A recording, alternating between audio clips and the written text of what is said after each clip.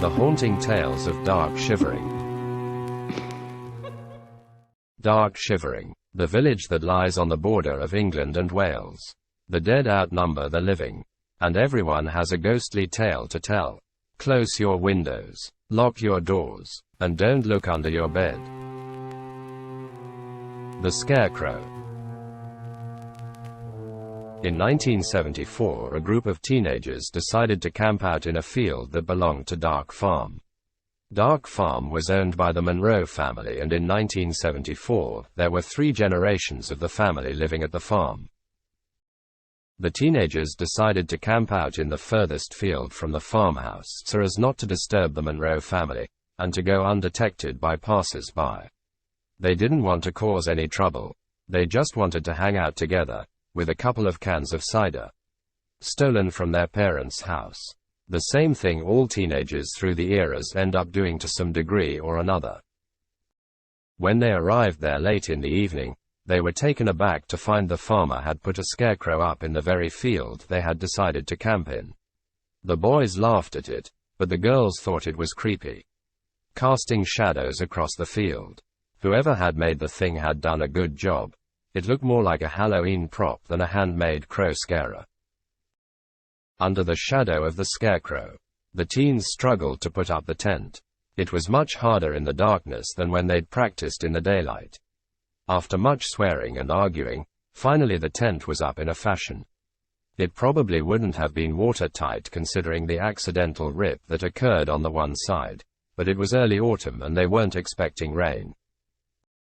The teens had settled in, with their dad's cider nearly finished and their food pile exhausted.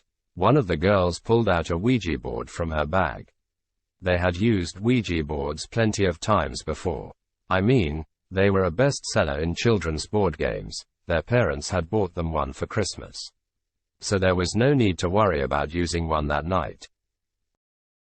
It started off fairly slowly as usual. The teens always unsure as to if their friends were pushing the planchette or not. But after a few minutes the atmosphere in the tent began to change. The teens felt much more on edge as the planchette seemed to glide across the board so fast their fingers couldn't keep in contact. As fear began to rise inside them, they suddenly heard a noise outside. It sounded like a moan. They all sat bolt upright, in silence, straining their ears to hear any more sounds from outside. They sat staring at each other until they finally felt enough time had passed listening to silence before one of them was about to speak. As the teen opened his mouth, they all heard a loud, deep moan right outside their tent. In blind panic, all the teens started screaming and pushing their way out through the flimsy door. The fight for freedom saw them all trying to squeeze through the flap at the same time. The tent ripped open and the teenagers began running towards the gate. The fastest boy jumped the gate clear and then stopped to look back and see where his friends were. They weren't far behind him, panic on their faces as they hurtled towards the gate. It wasn't just his friends running towards him though. He could barely believe his eyes. But he saw the scarecrow. No longer on his wooden post, but running behind one of the girls. The girl was screaming loudly, but daren't look back. She knew by the look on the boy's face at the gate that there was something chasing her. She could hear big clumpy footsteps behind her, but she managed to frighten herself so badly that she picked up some extra speed and left the scarecrow trailing behind. She flew up and over the gate, and then all the teens ran back into the village where they awoke the girl's mum. The teens were breathless and panicked, but the girl's mother lit a cigarette, told them all to have a drag and went back up to bed. Very much a typical response for the era. The Monroe family had been farming on their property over generations for the last 50 years. They had fields of crops from corn to potatoes. They did well for themselves, and the farmhouse they lived in had been extended over the years to house 3 generations by the 1970s. Mr. Monroe Sr. had lost his wife in 1964 when she was tragically knocked down by a car in the high street. She had been crossing the road with her grandchildren, and they were both lucky to be alive today. If it hadn't been for Mrs. Monroe's quick protective instincts to push the pram out of harm's way, all three would have been killed that awful day. Mr. Monroe Jr. and his wife, George, and Annette, were devastated by their loss, and at the time had lived in a small flat above the greengrocers in dark Shivering. After the accident, they all moved back into the family farm to support each other and keep the farm going. In the autumn of 1974, old Mr. Monroe took his dog out into the fields to check all was well. He found the bottom field gate was wide open and a tent was blowing about attached to the ground with just one peg in place. He wasn't shocked. He knew the local kids sometimes would sneak up and camp out in the summer holidays from school. They hadn't caused any harm as a rule, but he'd rather them clean up after themselves. He grabbed the tent, which was ripped, put all the rubbish inside it, and wrapped it up under his arm to carry back to his fire pit. No one would be wanting any of that rubbish, he thought to himself. He began to wander back towards the house, and so called his dog, Brandy, to come with him. He turned to see what the dog was up to, and saw him cocking his leg on the scarecrow post. "That's one ugly scarecrow," he said to himself, and carried on up the field. The grandchildren, who were now 12 and 14 years old, were both good kids. They were helpful around the farm and enjoyed their country way of life. Joanne and Stephen spent a lot of time working and playing all over the farm. They would dig up old bottles and coins, and they would play tennis and football with each other in the flat fields. It was an idyllic childhood until the autumn of 1974, when things began to turn sour on the farm. The first thing they noticed was an odd feeling at night.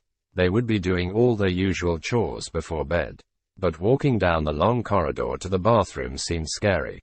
The closet doors in their bedrooms would unlatch in the middle of the night, and Joanne became too frightened to use the bathroom at night, something she'd done happily for years before this autumnal change in the air.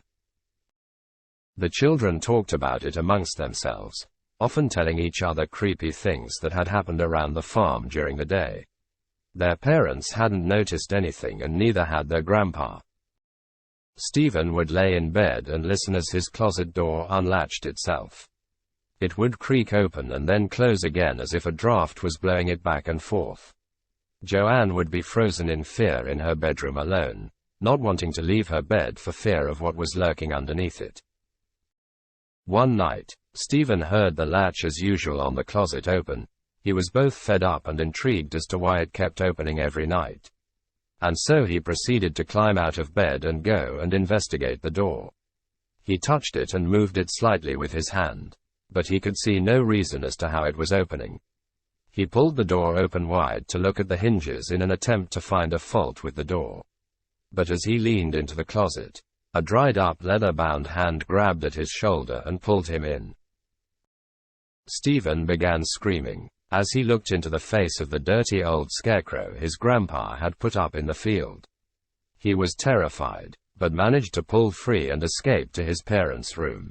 They thought he'd had a nightmare and let him sleep with them for the rest of the night. The following week, Joanne was lying in her bed asleep, when she was awoken by a tapping at her window. She thought it might be her cat, Soxy, on the flat roof outside her window, and so braved the cold walk over to the window. She pulled the curtains aside but couldn't see Soxy anywhere, so she opened the window and stuck her head out to call him quietly. In seconds, she regretted her decision, as jumping up from beneath the frame was the gnarled old scarecrow from the field. She flew back in horror, but she wasn't quick enough. The scarecrow grabbed the window and smashed it hard into her face before laughing maniacally and escaping back to its field. Joanne was left with a large bruise on her forehead.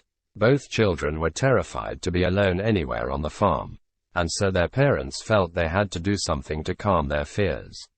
Their first idea was to burn that grotesque scarecrow that Mr. Monroe Sr. had erected. George went to the bottom field the next day and used a saw to cut the scarecrow and post down. It fell with a huge thump, and George was surprised how heavy the thing was when he dragged it by the legs back up to the fire pit.